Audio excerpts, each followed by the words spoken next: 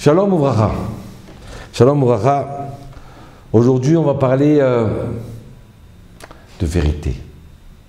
Chose un peu dure. Parashat Kitissa, Exode, paragraphe 32, verset numéro 8. Moshe Rabbeinu est monté en haut pour recevoir l'étape de la loi, qui a été donnée il y a quelques semaines au peuple d'Israël devant tout le monde entier. Tout tremblait, les éclairs, le tonnerre, tous ont entendu la parole de Dieu. Et voilà que pendant que Moshe est en haut, les bénis Israël, ils vont faire le veau d'or. Aïe, aïe, aïe, aïe,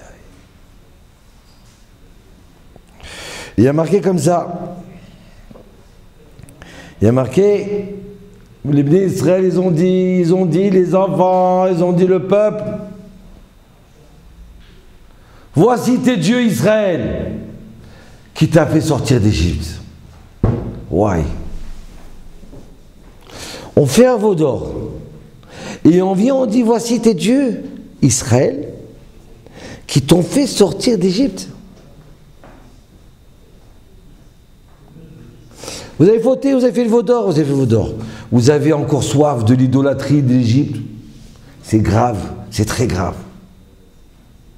Mais pour ma part, je pense que la gravité encore plus importante, c'est de dire qu'ils t'ont fait sortir d'Égypte. Hachem Yitbarach revient. Il va faire les 10 plaies. Il va ruiner l'Égypte. Il va détruire l'Égypte. Et ils vivent sur des miracles. Ça fait déjà plusieurs semaines, plusieurs mois, avec la manne qui descend du ciel. Et toi, tu vas dire, voici le Dieu qui t'a fait sortir d'Égypte. Mais c'est pas lui, c'est pas ce veau d'or. Comment on peut mentir comme ça? Comment on peut dire qui t'a fait sortir d'Égypte? Dis le Dieu sympathique si tu veux. Ou le Dieu de la nuit, le Dieu du jour, le Dieu des veaux, des cochons.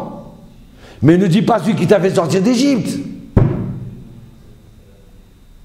Jusqu'à quand on peut mentir aussi gravement? Transformer le faux avec le vrai. Et le vrai avec le faux. Dire que la nuit c'est jour et le jour c'est la nuit.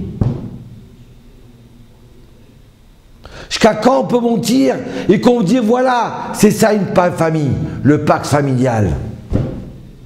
Dis on est des impurs, et puis c'est tout. On est tordus, c'est comme ça qu'on veut. Mais ne parlez pas la raison de vivre. Je veux un enfant.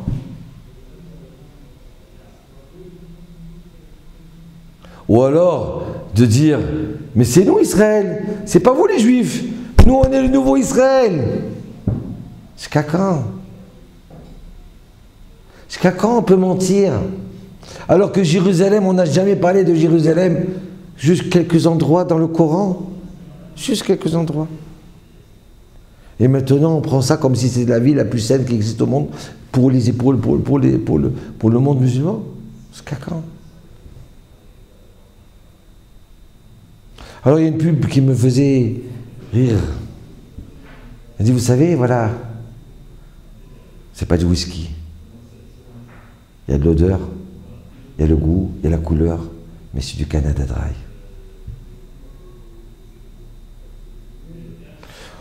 Aujourd'hui, dans tous les systèmes de la vie, dans la nourriture, on peut te montrer une fraise. Il y a le goût de la fraise, il y a l'odeur, il y a tout, mais c'est pas de la fraise. C'est du poison à l'intérieur. Ça ne donne pas la vie. Ah, tu t'es rempli le ventre, tu as bien mangé, mais ça ne t'a pas nourri. Aujourd'hui, la plupart des gens, ils mangent, pas pour se nourrir. Ou ils croient qu'ils se nourrissent, parce qu'on leur vend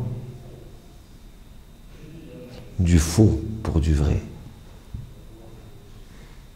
Toi, tu dis, voici ton Dieu Israël qui t'a fait sortir d'Égypte. Eh bien maintenant, on voit toutes sortes qui vont s'inventer. Toutes choses qui vont se créer, qui sont entièrement fausses. Et tu vas croire que c'est vrai.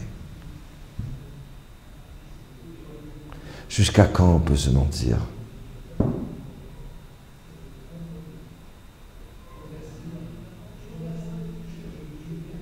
Ah, maintenant c'est moi qui vais expliquer la Torah. Mais tu connais rien en Torah. Comment tu peux expliquer la Torah, toi? Je suis le rabbin réformiste. Mais dès que tu as parlé de réformiste, ça veut dire que tu as changé la Torah. Alors pourquoi tu veux parler au nom de la Torah? Dis que tu veux parler au nom d'un nouveau Dieu, d'une nouvelle religion. Mais ne parle pas de Torah.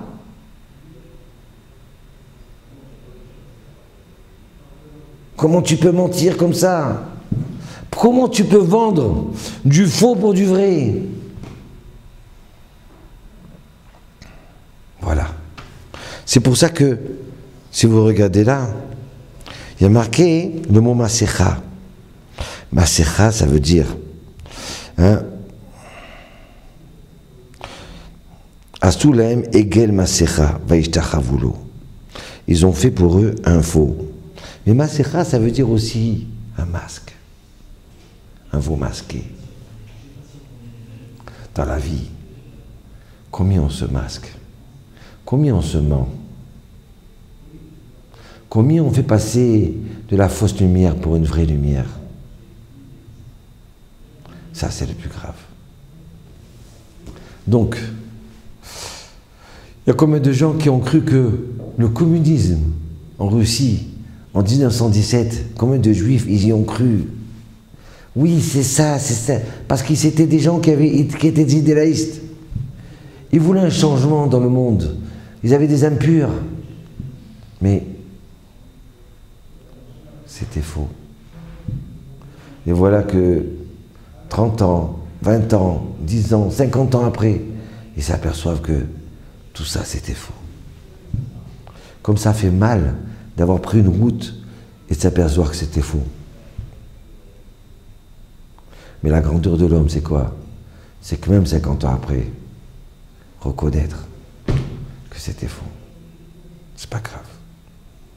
Maintenant, je reviens. Je reviens vers la vraie lumière. Vers cette lumière qui est faite d'une huile pure. Voilà, la faute du veau d'or. Alors, comment on peut vivre dans le faux? Comment on peut dire, voilà, la bouteille de Coca-Cola, c'est Coca-Cola, le goût de la vie. Comment? C'est le goût de la vie, Coca-Cola? Vous savez combien ils brûlaient les skins? Comment on peut arriver à te montrer une pub en te faisant penser, voilà le bonheur. Aïe, assurez-vous, achetez cet endroit et vous allez être heureux. Mais demain, ils vont vous vendre un cimetière pour vous dire, une tombe dans le cimetière, ah, ça y est, vous allez arriver dans votre summum, au summum de votre vie. Jusqu'à quand on peut mentir? Jusqu'à quand on va vivre dans le faux? Le Coca-Cola, c'est le goût de la vie. Hein? C'est le soleil. C'est les vacances. On te monte à Haïti. Aïe. On te fait rêver. Il ratsonne que Dieu y fasse. Hein? Qu'on soit là pour regarder la vraie lumière. Pour avoir entre nous la vraie Torah.